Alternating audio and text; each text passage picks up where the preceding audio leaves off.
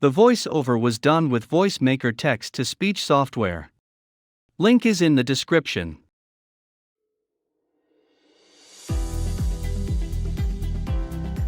So here I have made a basic 2D horizontal movement in Unity.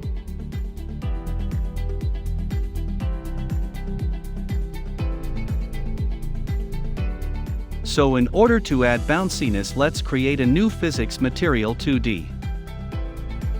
Now set the friction to 0 and bounciness to 1. Let's rename it to Bounce.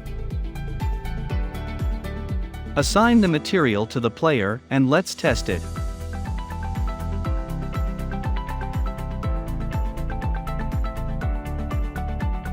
It's working.